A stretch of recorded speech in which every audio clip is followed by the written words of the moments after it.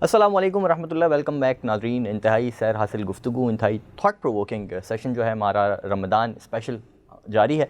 Doctor साहब इंतहाई कीमती मालूमात हमसे शेयर कर रहे हैं। ये जो ब्लड प्रेशर के डॉक्टर साहब मरीज़ हैं, एक तो आपने अभी जनरल गुफ्तगू एक तो कर ली और डायबिटिक पेशेंट के लिए भी आपने सजेस्ट कर दिया। तो जो आम तौर पे हमारे हार्ट पेशेंट हैं या हार्ट पेशेंट नहीं भी हैं, सिर्फ वो बीपी के पेशेंट हैं जी, तो उनको तो जो डाइट है वो और ज़्यादा अपनी जो है वो कंट्रोल लेनी पड़ेगी। वहाँ उस केस में क्या सजेस्ट करेंगे? जो ब्लड प्रेशर के मरीज़ होते हैं उसमें ब्लड प्रेशर सिर्फ अकेला नहीं आता, उसमें अक्सर जो है वो शुगर होती है और अक्सर कोलेस्ट्रॉल बढ़ा होता है।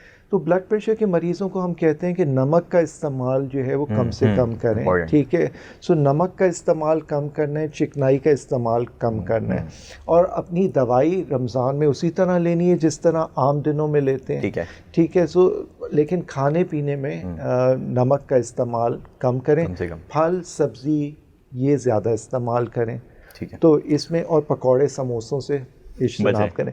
आप जितना भी मना कर लें, लोग जो है पकौड़े समोसे इस्तेमाल करते हैं, तो फिर उसमें थोड़ी मिकदार में लें और कोशिश करें कि घर के साफ़ सुथरे तेल के अंदर उसको फ्राई करें ताकि जो है वो बदपरहेज़ी से बच सकें। डॉक्टर साहब, सहरी पे हमने एक अच्छी गुफ्तगू कर ली, सैर हासिल गुफ्तगू। आपने सहरी के हवाले से हमें बहुत सारी मालूमात दी जो हमारे नाज़रीन के लिए इंशाअल्लाह फ़ायदे का बाइस बनेगी।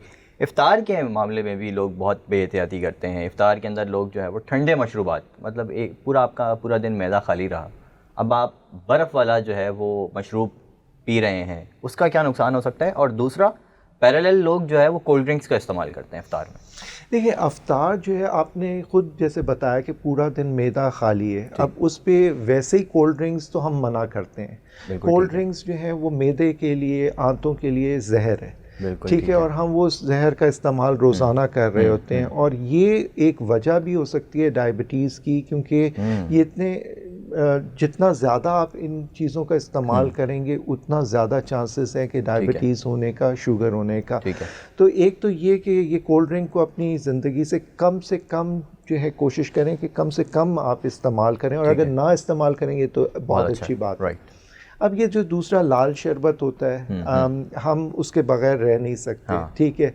अगर इस्तेमाल करना है तो बहुत थोड़ी मिकदार में इस्तेमाल करें। उससे बेहतर कुछ चीज़ें होती हैं जैसे नींबू पानी है, शिकंजवीन है, वो आप इस्तेमाल करें क्योंकि मैदा खाली है, ठीक है। और अगर आप दूसरी चीज़ें कॉफ़ी या चाय का इस्तेमाल बहुत ज़्यादा करेंगे तो एसिडिटी आपको ज़्यादा हो जाएगी, ठीक है। तो कोल्ड ड्रिंक का इस्तेमाल, लाल शरबत का इस्तेमाल, ये कम से कम सादा पानी अगर आप इस्तेमाल करना चाहें तो बहुत अच्छी चीज़ है। सही। और वो चीज़ें इस्तेमाल करें अफ्तार पे जो कि जल्दी हज़म हो जाए, ठीक है। अब बहुत ज़्यादा मैदे को बोझ पे नहीं रखना क्योंकि पूरे दिन का खाली पेट है। उसके अंदर छोले आप इस्तेमाल कर सकते हैं, चाट इस्तेमाल कर सकते हैं, फ्रूट चाट बहुत अच्छी चीज़ है अगर आप उसको अफोर्ड कर पाएँ, क्योंकि आजकल अफोर्डेबिलिटी बहुत महंगा हो रहा है। और रमज़ान में तो हमारे यहाँ एक मतलब कहना नहीं चाहिए कि मुसलमान ज़्यादती कर रहे होते हैं अपने ही मुसलमान भाइयों के साथ कि और ज़्यादा रेट बढ़ा देते हैं। और फिर जो है क्योंकि अफ्तार के बाद नमाज और तरावी में थोड़ा सा टाइम होता है, तो अगर आप बहुत ज़्यादा अफ्तारी कर लेंगे तो फिर तरावी के अंदर आपको मुश्किल होगी, सजदे के अंदर जाके तो फिर आपको रीगर्ज आने लगेगा और फिर नौजिया वॉमिटिंग की सिचुएशन होने लगी। जिन लोगों को एसिडिटी का मसला है तो वो एसिड रिफ्लक्स होने लगता है और फिर जो है वो उल्टी की कैफियत हो सकती है ऐसे मरीज़ों को। तो अगर आप लाइट अपनी अफ्तारी करें और अपना तरावी के बाद जो है वो खाना खा लें तो वो मेरे ख्याल से ज़्यादा बेहतर रहेगा। डॉक्टर साहब, ये भी होता है ना कि हमारे हाँ एक और भी मिथ बनी हुई है कि तरावी पढ़नी है तो जो इफ्तारी है वो करने के बाद या नमाज़ पढ़ने के बाद मगरिब की आपने सो जाना थोड़ी देर। तो आपने अभी खाया, आपने सहरी में भी यही किया था कि नमाज़ पढ़ी, सहरी की, नमाज़ पढ़ी और सो गए। अब आप इफ्तारी में भी यही कर रहे हैं कि आपने इफ्तारी की और करते भी हम तगड़ी इफ्तारी है ना। जी बिल्कुल, ठीक है। तो उसके बाद आप जो है वो फ़ौरन सो गए। जी आपने कहा कि तरावी के लिए उठना है तो थोड़ी सी नींद कर लें, जी। तो इसके बारे में क्या कहेंगे? देखिए नैप अगर थोड़ी अफ्तारी की और आपने थोड़ा सा नैप ले लिया वो तो सही है, लेकिन बहुत ज़्यादा अफ्तारी करके आपने मैदे पे बोझ डाला और फिर आपने आराम कर लिया तो वो और नुकसानदेह है। ठीक है, तो आप कोशिश करें कि लाइट सी अफ्तारी करें और उसके बाद थोड़ा अगर नैप लेके और फिर आप जो है तरावी के लिए ताज़ा दम हो जाएंगे और तरावी के बाद फिर खाना खा के और फिर आप जो है वो सो सकते हैं। ठीक है डॉक्टर साहब, जनरल गुफ्तगू हमने इफ्तारी के हवाले से भी कर ली, सहरी के हवाले से आपने डायबिटिक पेशेंट के लिए और जो हमारे हार्ट पेशेंट या फिर ब्लड प्रेशर के जो पेशेंट हैं उनके लिए थोड़ी सी कुछ आपने सजेशंस दी जी। तो इफ्तार के लिए भी उन जो पेशेंट्स हैं इस हवाले से उनके लिए भी थोड़ी डाइट प्लान देते हैं। पहले अगर आप बात करें डायबिटिक मरीज़ों की तो डायबिटीज़ में जैसे पहले था कि जी हर फल बंद है, ऐसा नहीं है। ठीक है, फल का इस्तेमाल कर सकते हैं डायबिटिक मरीज़, लेकिन बहुत मीठे फल इस्तेमाल नहीं करने। ठीक है, ठीक है, एक बाउल जो है वो फ्रूट चाट का प्लेन फ्रूट वो आप ले सकते हैं। ठीक है, छोले ले सकते हैं, चने ले सकते हैं। ठीक है, और पानी का इस्तेमाल ये कर सकते हैं।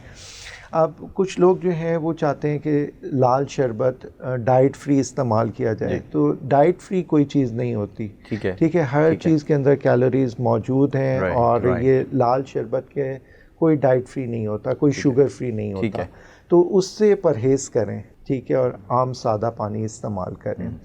अब मैंने बताया कि जो कोलेस्ट्रॉल वाले मरीज़ हैं वो चिकनाई, पकौड़ों, समोसों से परहेज़ करें।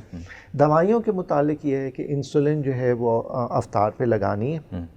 अगर जो मरीज़ इंसुलिन पे हैं, जो गोलियों पे हैं, वो अफ्तार पे, क्योंकि अभी टाइम है और पूरा सहरी तक जो है वो गोलियां असर कर लेंगी। ठीक है, और फिर वो तरावी पे जा सकते हैं इंसुलिन लगा के और खाना खा के। ठीक है। अच्छा डॉक्टर साहब, एक और चीज़ है, बड़ी मज़े की बात, हमारे यहाँ ना हर घर के अंदर एक डॉक्टर है। ठीक है, अब उस डॉक्टर ने सारे घर वालों को और सारे ख़ानदान वालों को बता दिया कि भाई ऐसा किया करो, तो इफ्तारी करो ना, तो इफ्तारी भले अपनी मर्ज़ी से करो कुछ भी, लेकिन उसके बाद जो है ना वो इनो पी लो या फिर राइज़ेक पी लो।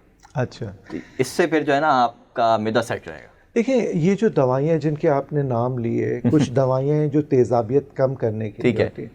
तो पहली बात तो ये है तेज़ाबियत हो क्यों रही है। राइट, जो हमने जो सारी बातें की है, हमने ये बातें की हैं कि तेज़ाबियत ना हो। ठीक है, कोलेस्ट्रॉल वाली चीज़ें ना खाएं, मैदे को रेस्ट दें, उस पर बोझ ना डालें। तेज़ाबियत होती इस वजह से है कि जब आप उस पर बोझ डालेंगे तो एसिड बनना शुरू हो जाएगा। बिल्कुल, बिल्कुल। और वो ज़्यादा एसिडिटी होगी जब आप ज़्यादा मुरक्कन ग़िज़ाएं लेंगे। ठीक है, बाहर के खाने, आजकल तो फैशन बन गया ना कि अफ्तारी भी बाहर करनी है, सहरी भी बाहर करनी है। तो अगर आप इससे बचेंगे तो इन दवाइयों से भी ऑटोमेटिकली आपकी जान छूट जाएगी। सही। और आप जो है तरावी को भी इंजॉय करेंगे और अपने रोज़मर्रा के जो काम हैं वो भी कर सकेंगे रमज़ानुल मुबारक। ठीक है, ठीक है। डॉक्टर साहब, आखिर में कोई मैसेज आप देना चाहें अगर पब्लिक अवेयरनेस के हवाले से? देखिए, मेरा मैसेज ये है कि अपने रमज़ान को सिंपल रखें। ठीक है, सिंपल डाइट, और जो लोग एक्सरसाइज करते हैं तरावी उनके लिए एक एक्सरसाइज का काम सर अंजाम देती है। डायबिटिक मरीज़ जो हैं अपनी दवाइयाँ ना छोड़ें, अपने मौलिद से राब्ते में रहें ताकि वो दवाइयों को एडजस्ट करें। कुछ दवाइयाँ हम सहरी पे देते हैं, कुछ दवाइयाँ हम अफ्तार पे देखते हैं। ब्लड प्रेशर के मरीज़ अपनी दवाएं ना छोड़ें, कोलेस्ट्रॉल के मरीज़ अपनी दवाई ना छोड़ें। तो अपना डाइट प्लान बनवाएं और उस पर अमल करें। बनवाना क्या, खुद ही बनाएं और उस पर अमल करें और अपनी दवाइयों को ज़रूर लें। रमज़ान में दवाइयाँ छोड़ें नहीं। ठीक है डॉक्टर साहब। डॉक्टर साहब, बहुत बहुत शुक्रिया। साइन ऑफ करने से पहले एक छोटा सा क्वेश्चन और भी हमारे पास आया था कि सहरी करने के बाद जो बदबू एक आती है, वैसे तो अल्लाह ताला ने जो है वो उसे मुश्क की खुशबू से तशबीह दी है, लेकिन दुनियावी एतबार से अगर हम बात करें तो बहुत सारे लोगों को शिकायत होती है कि हमारे मुंह से इतनी ज़्यादा स्मेल आती है कि फिर हम ऑफिस जाते हैं तो वो जो है वो एक थोड़ा सा अजीब सा वो हो जाता है। तो इसके लिए कुछ सजेस्ट करेंगे आप? देखिए, एक तो सहरी से पहले आप ब्रश कर लें अपने, और अफ्तार पे भी, अफ्तार के बाद भी ब्रश कर लें। तो 2 बार ब्रश कर लेंगे तो जो माउथ के फ्लोरा हैं, ठीक है, बैक्टीरिया वो मर जाएंगे और आपका मुंह जो है वो। बाकी तो जैसे आपने बताया कि वो तो अल्लाह ताला ने बिल्कुल ऐसे ही कहा है और ये नेचुरल कि उसकी प्रोसेस बदबू है। ना कहो। हाँ, लेकिन मुंह को साफ़ रखें, सफाई का ख्याल रखें।